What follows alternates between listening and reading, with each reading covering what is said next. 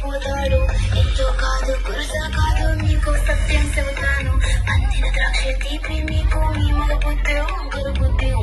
అంటావా మావా అంటావా మావా అంటావా మావా అంటావా మావా. పొద్దుకుంటే ఒకడు ముద్దుకున్నామంటాడు. సన్నం సన్నం ఉంటే ఒకడు సరదా పడిపోతుంటాడు. పొద్దు కాదు సన్నం కాదు వంపు సంపు కాదండి. ఒంటిగా సిక్కామంటే చాలు మీ మగ బుద్ధి వంకర బుద్ధి. అంటావా మావా అంటావా మావా అంటావా మావా అంటావా మావా.